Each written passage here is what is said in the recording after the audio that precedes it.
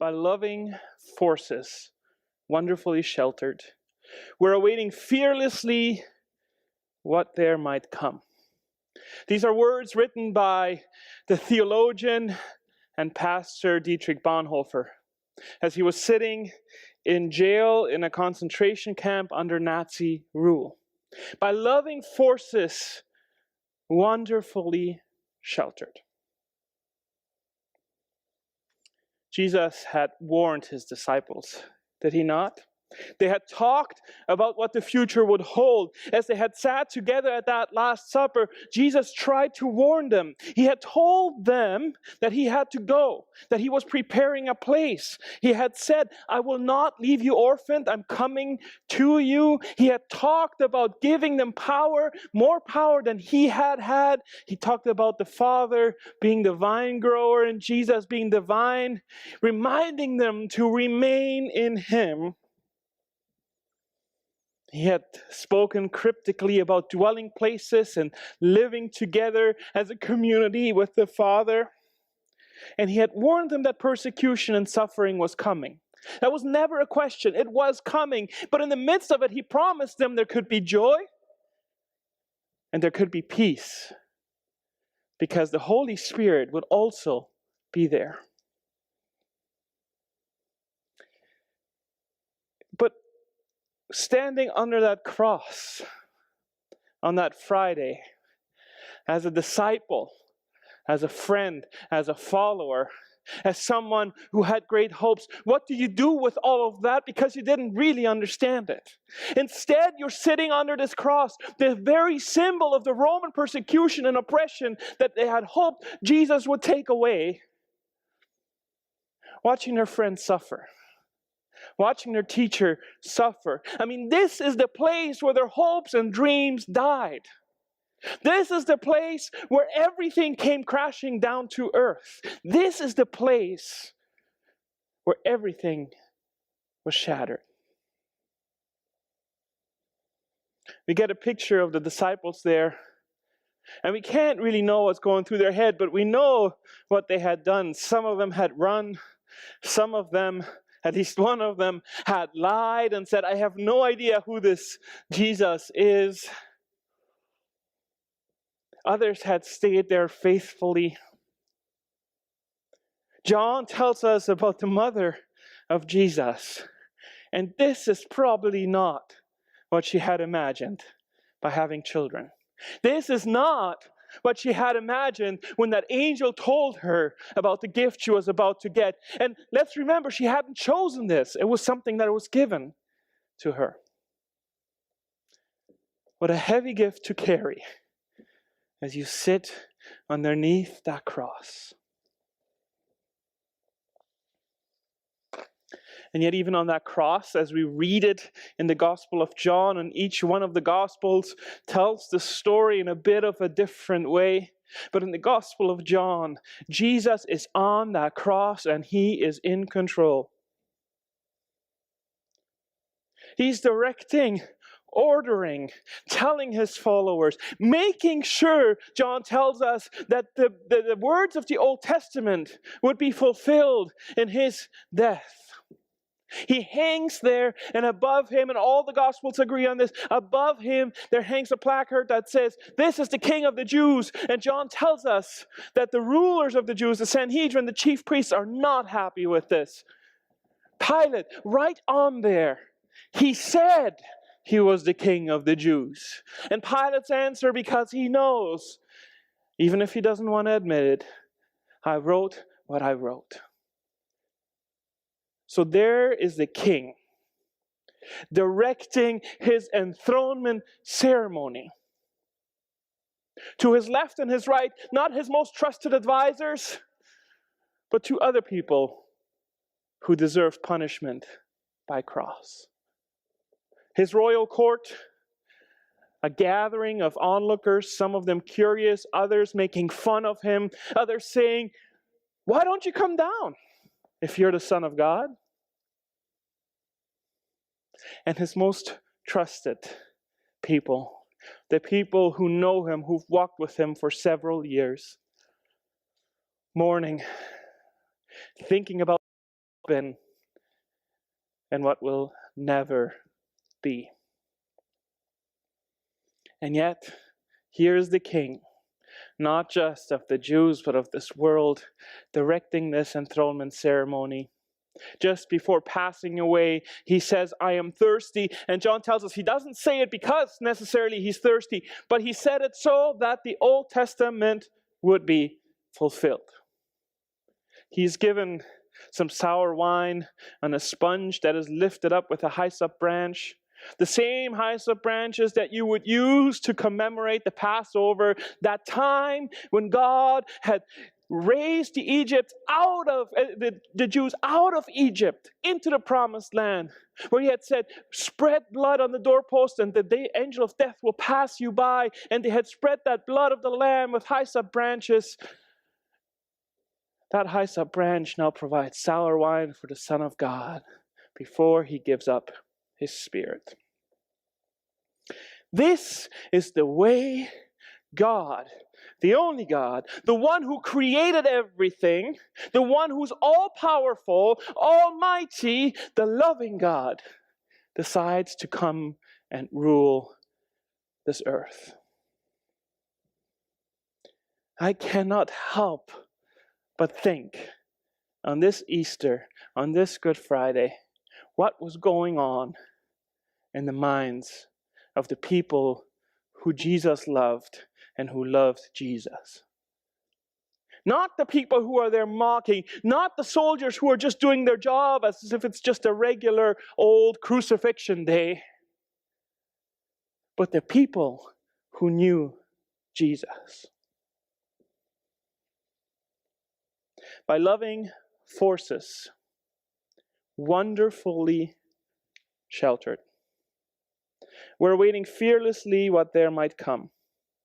God is with us at dusk and in the morning, and most assuredly on every day. Bonhoeffer writes from the concentration camp.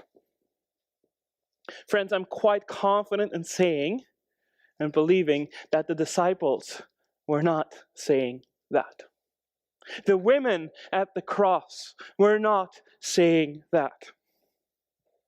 Likely, it was just overwhelming sorrow, disbelief, stress, anxiousness. How could this have happened? We really thought. Some of these disciples will later say in the Gospel of Luke, as they're walking home and they meet Jesus on the road, we really thought this was going to be our Savior.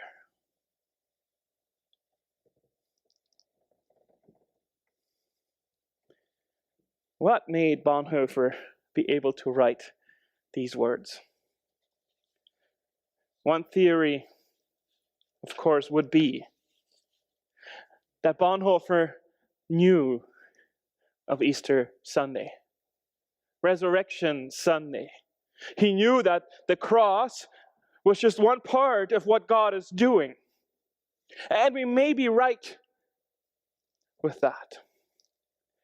But as I've been thinking about Good Friday, as I've been contemplating the world we live in, and our world today looks quite different than it did last year when the sanctuary was full and we were taking communion together. And yet today we're all sitting at home and we make sure that there's no more than 10 people in this sanctuary as we get you this service into your homes. I've been thinking about the fact that maybe, just maybe, we try to rush through Good Friday sometimes. Peter Enns, a theologian, wrote this: we use Good Friday to anticipate Sunday.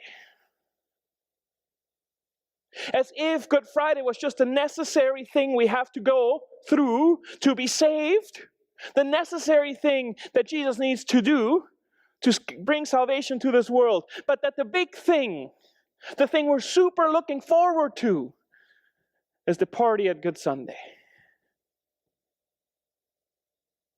The party on Resurrection Sunday, when we celebrate that Jesus, that God has defeated death. We look forward to the songs. We look forward to the feeling that floods our hearts.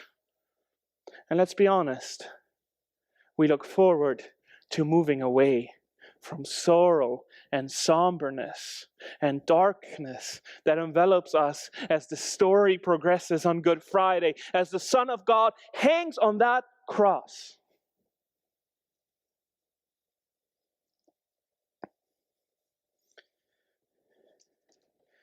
But my first point today, friends, the first thing I want to pass along to you, I'm not sure that on Good Friday we're asked to skip forward.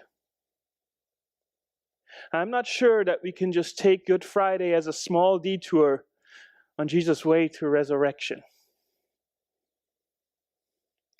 Instead, what I felt God calling me to, calling us to, is to remain with Jesus on the cross. To not just move through that cross as quickly as we can into that day where there's not much on Saturday. Perhaps that's our barbecue day. So that when we can sing the songs we love to sing on Resurrection Sunday. For those of us who are Mennonites from the Russian-Ukrainian tradition, eat Pascha to our heart's content.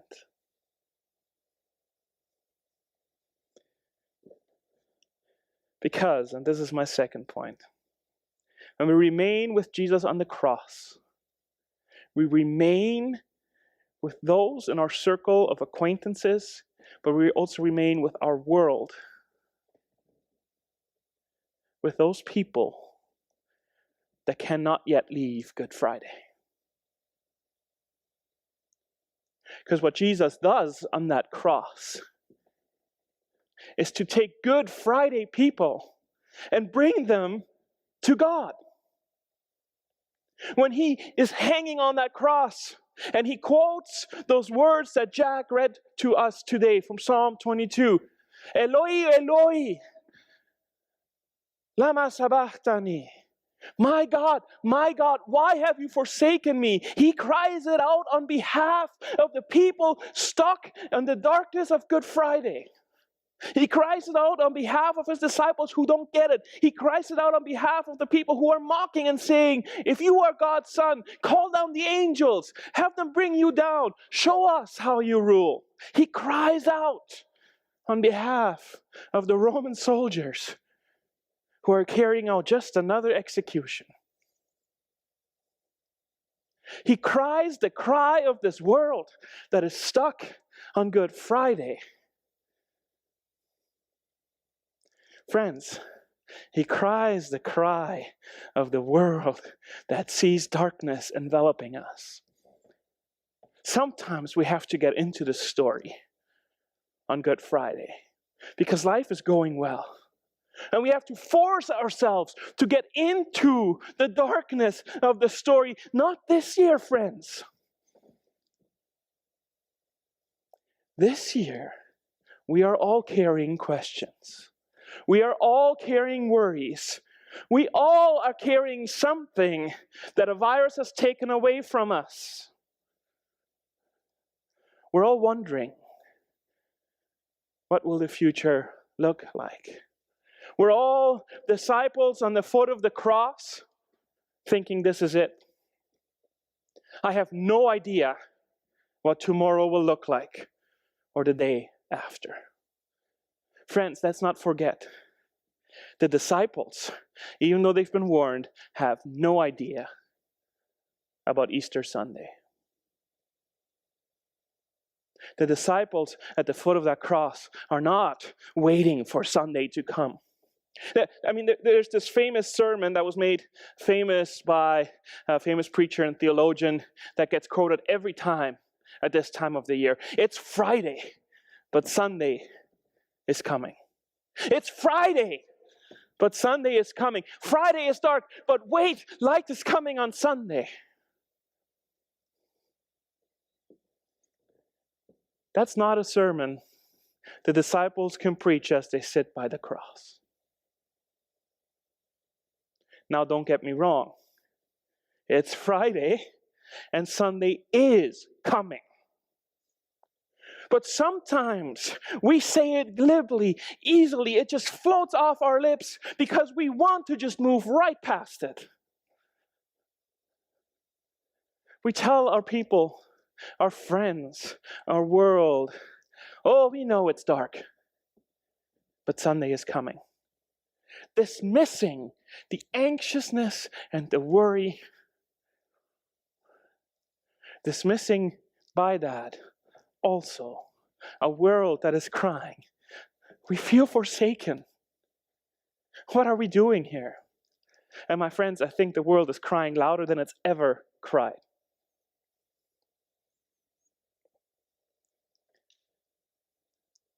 On Good Friday, we're allowed to sit at the foot of the cross and just for a moment forget that Sunday is coming. And look to Jesus on that cross and say, is there not another way? Isn't there an easier way? Did it have to be this way? And on Good Friday, we're also allowed to sit at the foot of the cross and say, at least I know, God, you know what I'm going through. You know you've experienced darkness. When we remain by the cross on Good Friday, God becomes not just an entity that sits out there somewhere. Some people want to see God as this all-powerful, and He is all-powerful, but far removed from our existence, puppet master who moves the strings the way He wants to. But if we remain by the cross on Good Friday, the all-powerful God comes near to us, into our darkness, into our suffering.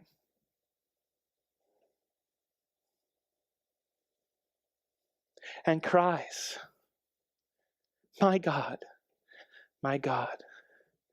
why have you forsaken me? The truth being that God is there, but the darkness has enveloped Jesus. Just like it tends to envelop you and me. Just like it tends to envelop me at night when I let my brain go. Just like it tends to envelop this world as it considers numbers of deaths and thinks about how to process that good news might be that only hundreds of thousands of people will die.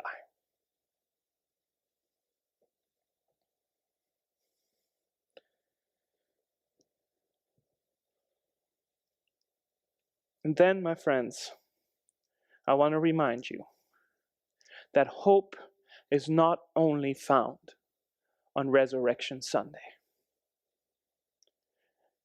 And I want to remind myself of that too. Hope is not just found when Jesus walks out of that grave. Because of love, it's a foregone conclusion that Jesus will not be left alone by His Father. The disciples don't know it yet, and sometimes we don't know it yet. And that's why Good Friday in itself also carries hope. And this Sunday, this Friday, this week, I found hope in those last words of Jesus in the Gospel of John. After He's taken His drink, Jesus says, "It is finished." Bows His head and gives up His spirit. It is finished. Friends, that's a message of hope. A message of hope that gets us through Friday and Saturday until Easter Sunday. And you may think, finished? That doesn't sound very hopeful, doesn't it? Years later, an author called John. It might be the same author than the Gospel of John. It might be a different John, and that's why oftentimes we just call him John the seer. Gets these visions from God for 7 churches that he's writing to. God shows these churches all the suffering and the darkness of this world and doesn't say, I will just move you through it. He says, hold on, hang on. More is still coming. Darkness is still reigning, but I'm present. And then at the very end of that book, it's the book of Revelation, chapter 21, God gives John the seer a vision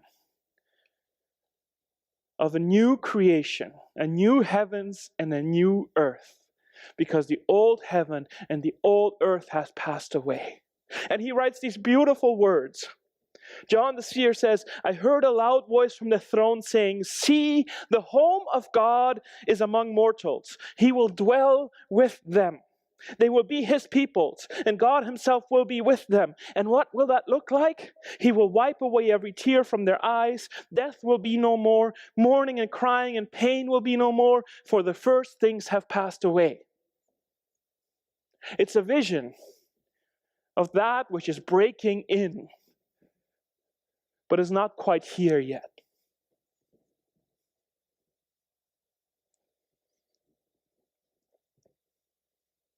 Death will be no more.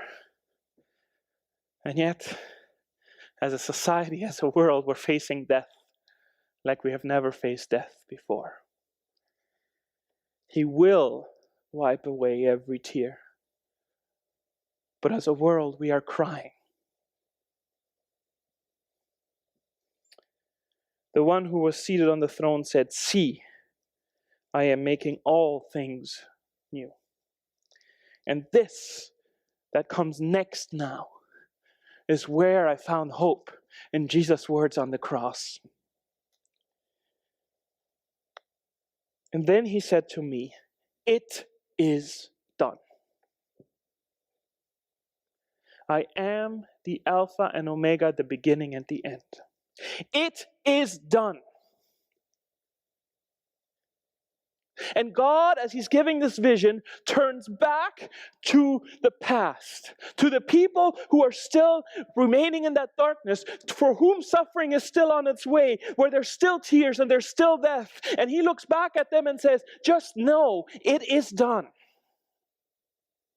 I am the beginning and the end. I am the Alpha and the Omega. And listen, as you wait, as you walk through the darkness, I will give water to the thirsty as a gift from the spring of life.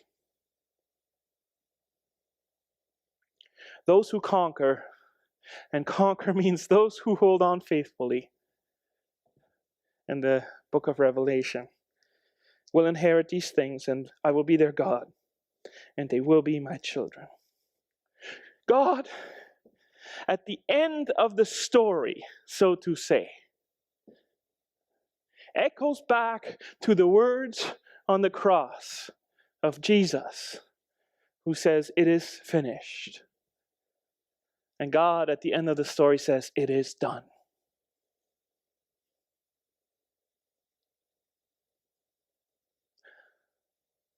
But I know you're still in the midst of it. So I will be there for you as you're thirsty. When Jesus on the cross says, it is finished, he is looking forward to that moment where humanity will be reunited with its Creator. The old heaven and the old earth are gone. The new heaven and the new earth are here. It is, in the very best sense, an apocalyptic statement that brings the future close. It is finished. Not on Resurrection Sunday, but on Good Friday at the cross. Don't get me wrong. we will have a party on Sunday and we will celebrate. But Jesus doesn't come out of the grave and say, now it's finished. Now I've done what I came to do. He hangs on that cross, and before giving up his spirit, he says, it is finished. Death and darkness have been defeated.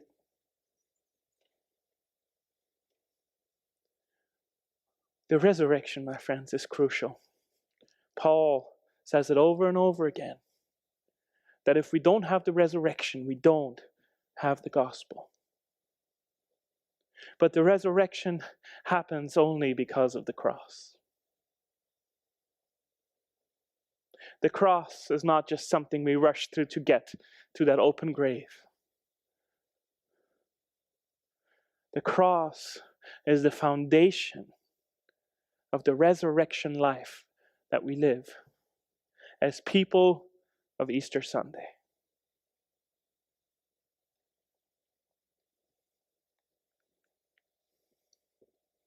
I wrote this down.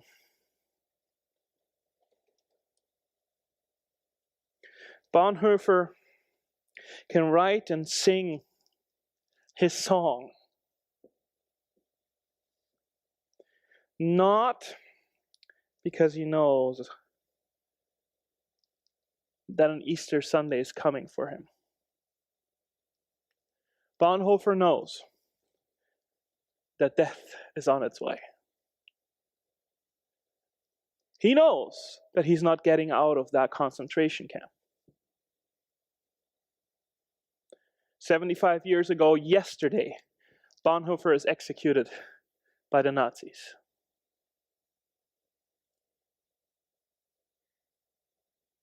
Bonhoeffer is not waiting for Easter Sunday. Bonhoeffer is waiting for Good Friday. Bonhoeffer is waiting for his cross, his suffering, his death. He, of course, knows that what follows is resurrection life. But even in the face of the cross that is coming towards him, he writes by wonderful, powerful forces. I am surrounded.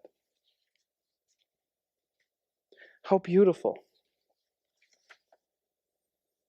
It's one of those songs that has stuck with me since I've heard it the first time. Loving forces wonderfully sheltered, awaiting fearlessly what there might come.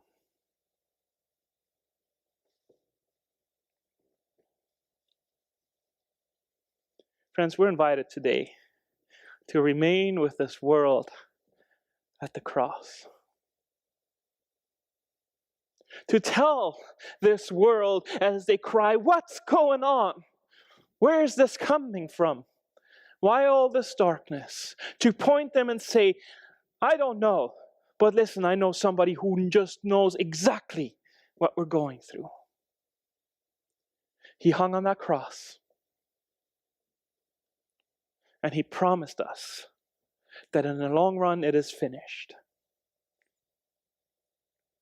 So if you're suffering, if the darkness wants to take over, wants to take hold, just know that the God we serve and love, the God that takes care of this earth that we live in, has the memory of a suffering he has undergone. Has the memory of separation from his Son. Just like today, there's parents and children separated, as some lie in the hospital and others can't be there. The memory, the knowledge of that suffering is there. And Jesus walks that path for all of us. That is our hope on Good Friday. Before we ever make it to Easter Sunday. It's the hope I hold on to. It's the hope that we get to give this world. And so may we live with that knowledge and hope as a church of the cross and the resurrection that allows us to conquer and inherit. The Bible talks about that. But let's walk with the tenderness and compassion of our God, who walked the road of suffering, of mourning, and of pain, and who walks this road with us wherever we are. Let's sit at the foot of the cross. Let's proclaim that what follows the cross is resurrection. But let's not rush through people and ourselves through the suffering and the mourning of that darkness.